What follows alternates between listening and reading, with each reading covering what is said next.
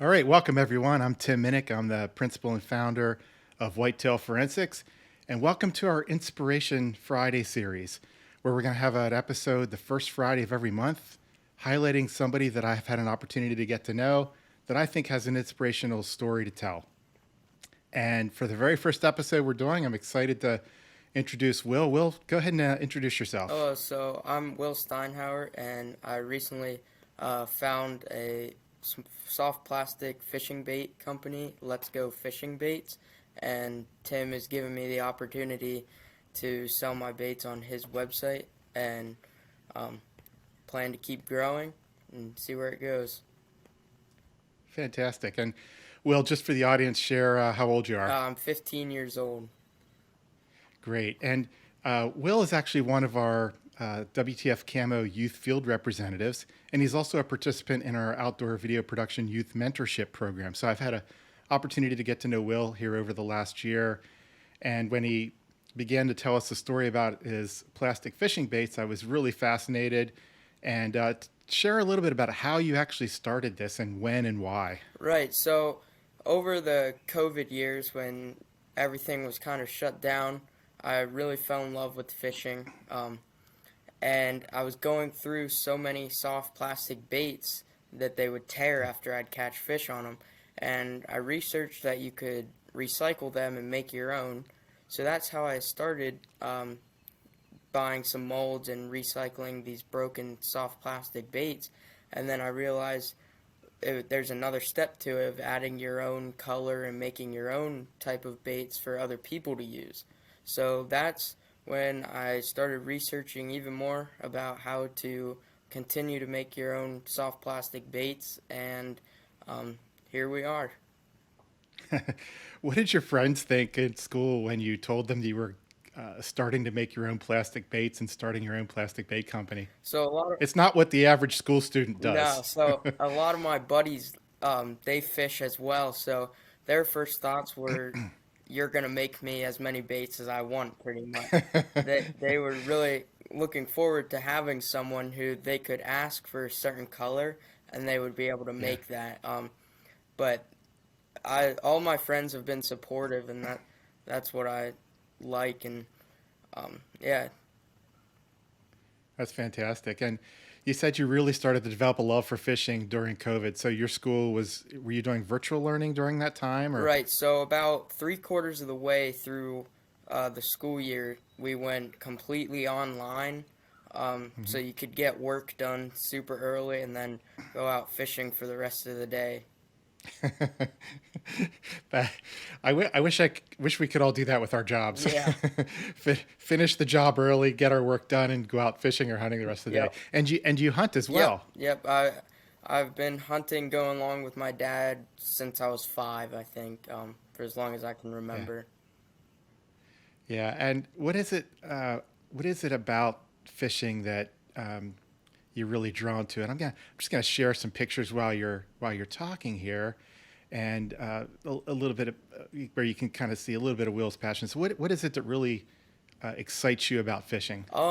One is just I've always been drawn to like nature and just being outdoors. I've never Mhm. really been the kid that sits inside and plays video games all day. I've always wanted to do something outside, and um, ever since I noticed a few local ponds around my house, and that were I could ride my bike to, and just start catching these fish. I started to learn more about it and became more interested in learning how to catch these bigger fish. And in my area, we're not really known to catch the biggest fish here, and it's just that one step closer to getting that big fish that really drives me to continue keep fishing, and that drive to catch big fish. Sure. And as we're looking through some of these pictures, we see some largemouths, some smallies. Yep. Where you are you the smallies? It looks like you're in the Susquehanna River for some of that Yep, fishing. Susquehanna. So I'm located, my house is about a 10-15 minute drive from the local boat launch. So every weekend over the summer, at least every Yeah, weekend, we'll be out there. that's great. That's great. How do you decide what colors to make? So a lot, is around talking to people, locals that catch the big fish as well, um, and just kind of collaborating with them, and then putting my own twist on it. Um, and then another thing is just personal experience um, and time of year. Some colors will do better in the springtime than the fall time. So that's when you'll start designing those colors. And in summertime, when the water's clear, you'll want the natural colors. But in Hmm. springtime, when it may be a little dirty, you would want the bright colors to stand out in that dirty water. Sure, sure. And with respect to the process, like how long does it take to how many baits are in a mold? How long does it take for that process? Because you're in this as a business, you're selling them, and people are looking at kind of the cost of them and what kind of effort goes into making plastic baits. So it's definitely something you have to commit some time to, because you'll first have to kind of mix up the plastisol before you add any of the coloring, Hmm. glitter, or anything like that to the plastisol. And then my molds come in. My shortest amount of cavity mold is 4 cavities, so I can make 4 at a time. And then my biggest is 10, so I can make 10 at a time. Um, and when you want to go at it all day, I can. I think one weekend I made close to 400 baits in one weekend. Um, Wow. so that was just sticking to it and working all weekend. But if you want to make a lot, just put your mind to it, and you you can get there. But So what's it feel like catching bass on baits that you've designed with color and what kind of sparkle? What's it feel like catching bass on baits you make? it's definitely a sense of accomplishment that like you figured out what the bass in your area wanted to eat. Hmm.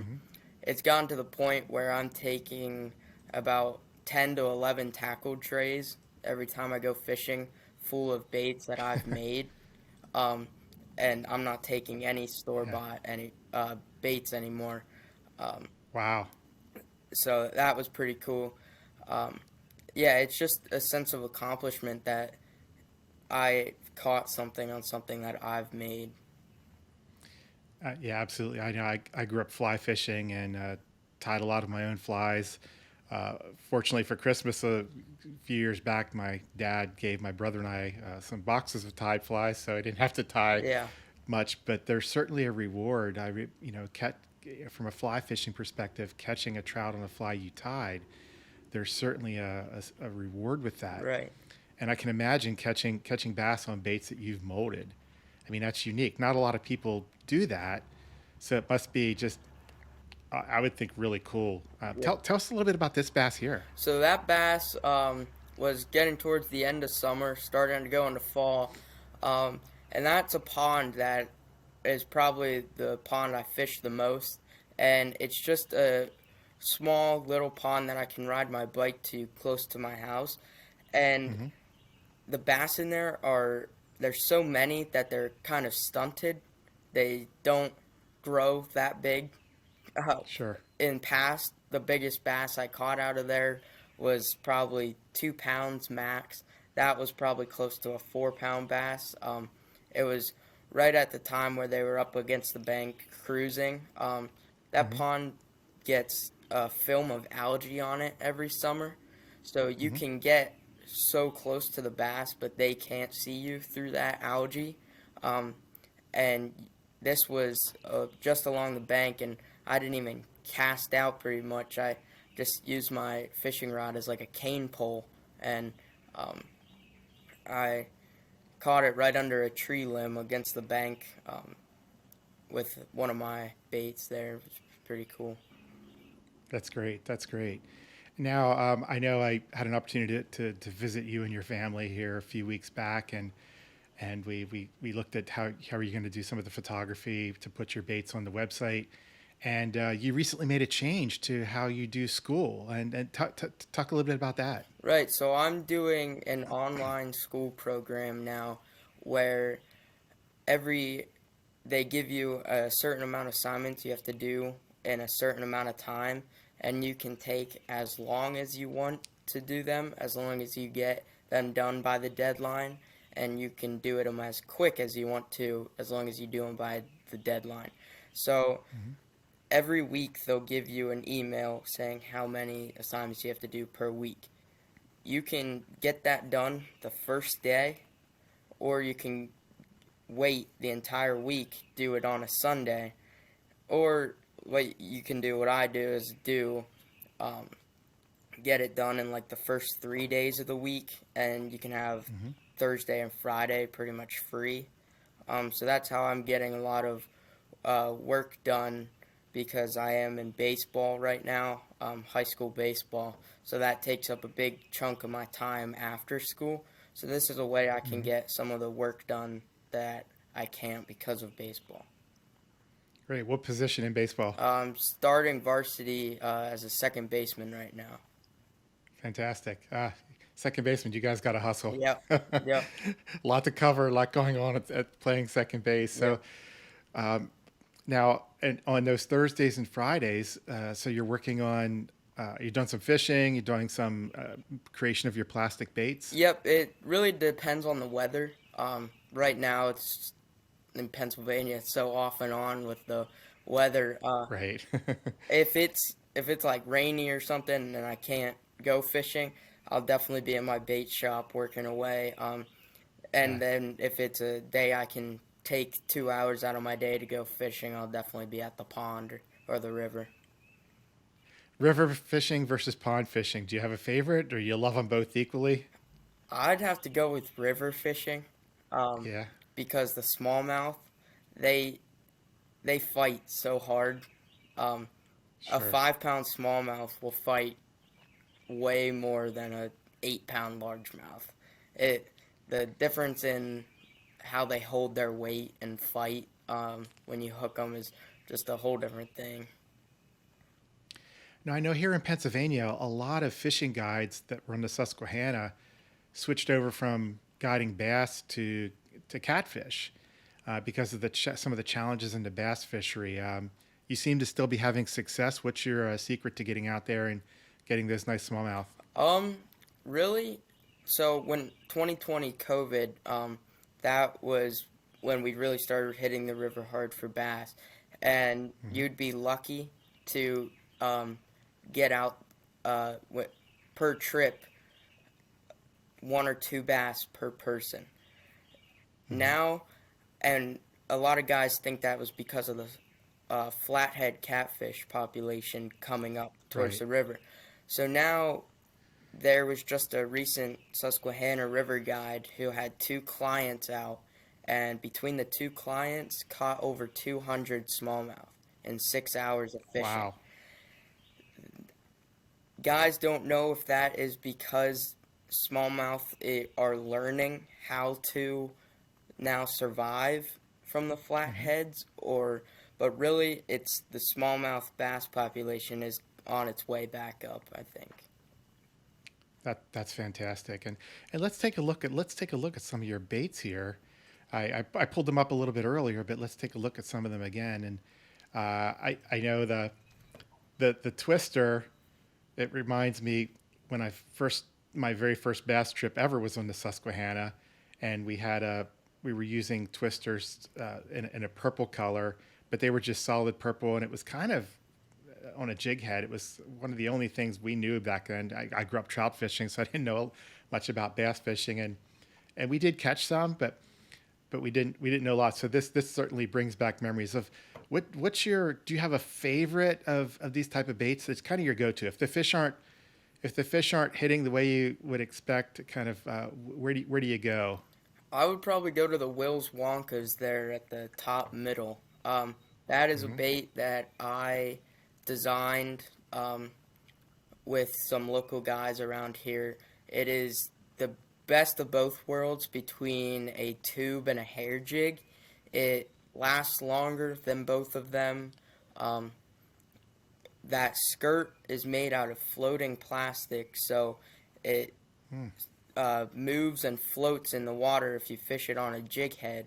And it just gets the lethargic bass that don't really want to hit anything. They just see that little subtle movement in the skirt, and that's the main bait that we've had luck on this this spring for smallmouth. One of my dad's buddies caught 50 fish in one trip with that bait there. Wow, and that's a bait of your own design. Yep. And I noticed that they're sassafras scented. Are all your baits scented? Yep, all of them are sassafras scented. Okay. And you also have some that are light sensitive. Which ones are change color in the light? So, in the description of each of the baits, I have them listed there.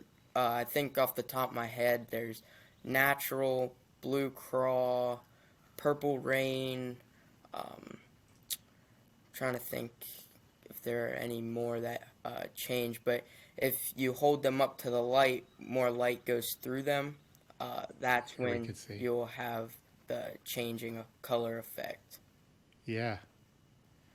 That's pretty cool. And why sassafras as a scent? So, again, talking around with some local guys, one of them, his grandfather used to scent his with sassafras, and they would absolutely crush the fish back then. So, and you don't see that very often, sassafras scented baits. And Right. one of my main goals is to get away from the store-bought type stereotype baits. Again, with the light changing ones, you can't get that in a store anywhere. Again, sassafras scented baits, you're gonna have a hard time finding that somewhere in the store.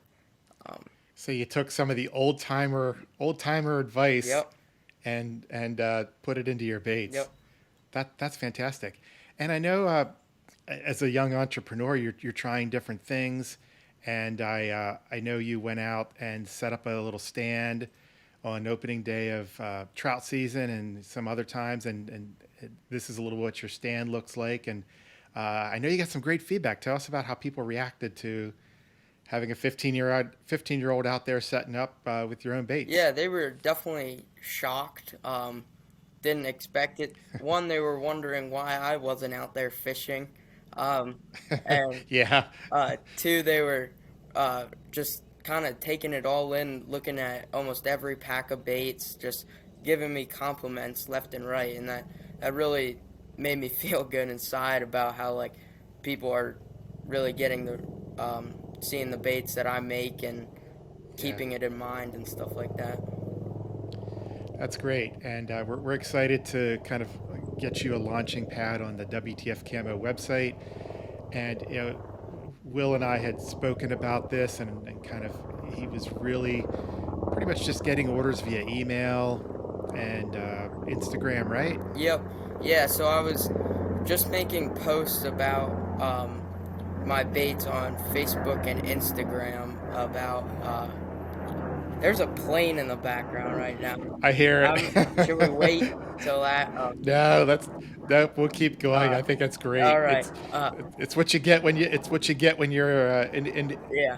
doing this recording live, and it's no problem. All right. It reminds me of actually a Led Zeppelin song where they were in the studio recording and a plane flew overhead, and I won't use the language that they used, but they just decided, heck with it, and they kept recording, and they left that on the album. Yeah. So I think it's great. Yeah. I So mean, you are where you are. So yeah. I couldn't tell if it was here or there though. So now I know that it was there. So yeah, I would just make posts over Facebook and Instagram, and that's how I first Yeah. got started selling. So this will definitely be a step up from that in the opportunity. Yeah, and we wanted to kind of give Will an opportunity to utilize resources that we already have from a camo company perspective, and let's just show folks how to get there. If you go to WTFCAMO.com, obviously that's our archery deer hunting camouflage clothing company, and if you can get there one of two ways. If you click on collections, you can scroll down to Let's Go Fishing Baits, or if you're kind of looking at the website, when you get down to the bottom, here's all collections. So we can get there either way. So we'll click on Let's Go Fishing Baits. And then once we get in here, let's go to Will's Wonkas, which we were just talking about there again. Now Will's working on getting some more of this set up. In fact, some of this may change by the time this video is released, but you'll see the list of colors that are available, and you can just click on the color and add that to your cart. And Will be taking care of the shipping from his location. So any of the fishing baits that you purchase, Will's going to be fulfilling those orders. So they're going to be packed by him, shipped by him. So he's getting familiar with the entire process of doing this. In fact, I came over to your house. We went through a couple examples of setting up a product, and you actually went in and did all of this yourself, did all the photography and got all these set up. He did all the descriptions, got the different variants set up for the different colors. And I think you did a great job. I mean, it looks really professional. Thank you. With how you have this set up.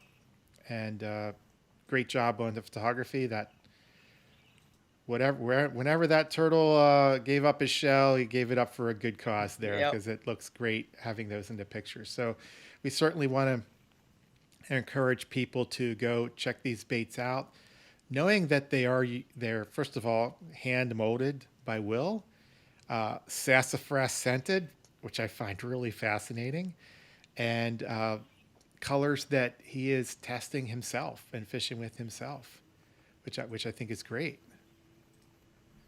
I have another picture here to show up, and I'm sure there's something behind this one. So let me pull this picture up here real quick and share this one.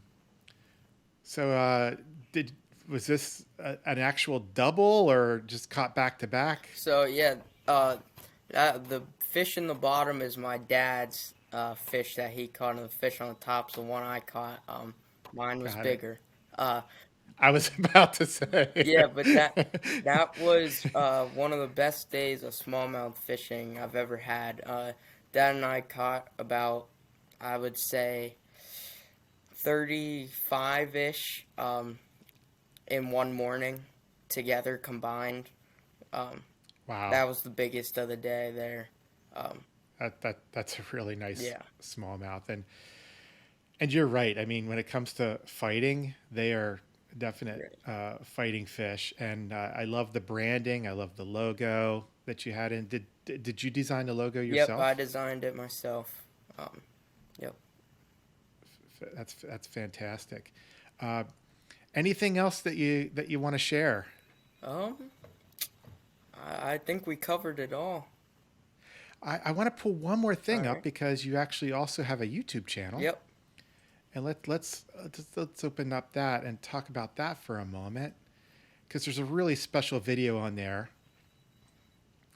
So as we look at Will's YouTube channel, let's go fishing and hunting adventures, and let's talk about you have some videos in here. Let's talk about the gobbler down with the flintlock, and I really want to encourage people to kind of watch this, and I kind of have the opening line here, but tell us a little bit about this video. I found this video remarkable. So tell us a little bit about this particular video. Right. So my dad grew up in an outdoorsman household. That's what he did as a kid. Just spent every moment in the outdoors. So his dad, my grandfather, would build flintlock muzzleloaders for friends, buddies, himself.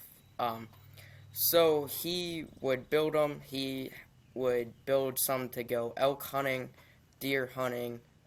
My dad shot his first deer with a flintlock. So my grandfather built a muzzleloader for spring gobbler hunting. He worked up a load for himself and everything. And one day he took it turkey hunting, and the paper cartridge that he would use never opened, and he almost took the head of the turkey clean off with pretty much a slug. Wow. So yeah, my dad broke that out last spring for, we had an idea of taking it turkey hunting again to kind of carry on his legacy.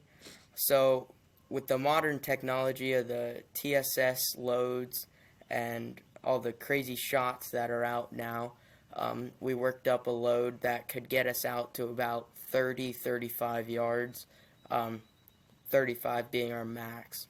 And Hmm. so a lot of research went into this, months of research, just to do it safe too. You don't know how stuff's gonna react in a Right. gun sometimes. Um, so my dad's buddy uh, was like, "All right, I'll call the gobbler in for you." He's a three-time state champion caller, for turkey, so he wanted to call it in. I was gonna film it, and my dad was gonna shoot it with the muzzleloader. And so that video just talks about the entire background of muzzleloaders with our family, and then the morning. Couldn't have worked out better. The morning, so Yeah, it's a fantastic video. I know your dad said he wasn't as comfortable being in front of the camera. He's more comfortable being behind the camera, but you did a great job with that, and really appreciate sharing it. I really encourage people to watch that. It's quite a moving. Since this series is called Inspiration Friday, and certainly your story about starting your own bait company is inspiring. I think to not just adults, but and young people, but everyone out there that's looking to try to do something a little bit different. And really for you, you took an opportune time of COVID and decided to take a leap and start this bait company. And I think your story can inspire others to do a little bit about maybe pursue their dream as well. So I think it's fantastic, and I'm excited. I'm excited to get the website. Actually, the website's up and running, and excited to kind of get you out there and hopefully keep you very busy in the mold shop. that sounds good to me. Keep going. Yeah, yeah, and I'm excited to try. I know you were kind enough to provide me with some packs, so I'm excited to get out there and use some of them myself. I love bass fishing, trout fishing, and I think what's nice is with your passion for the outdoors. When you both fish and hunt, it really does give you almost 12 months of outdoor activity. Yep. And I wish a lot more people would pursue activities in the outdoors and not spend maybe as much time on video games and such. And hopefully your story and your passion, what you do, will inspire others to get out there and try some new activities. I know during COVID, one of the things we really noticed is when we went to hike on trails all of a sudden were packed, parking lots were packed. So a lot of people went into the outdoors. I think a lot of people stayed in the outdoors after those experiences. I, for one, took up morel mushroom hunting and mushroom hunting in general. I'd really never done it before, and I've stuck with that. And I think it's great that you embarked on your journey at 50. Well, actually, you were 13 when you started, right? Yeah, pretty much. Yep. Yeah, Yeah, 13, 14. Yep. fantastic. Well, thanks for taking the time, Will, to Yeah. hop on Thank you for today. having me. And yeah, this is going to be the very first episode ever. So congratulations, you're on episode one. All right.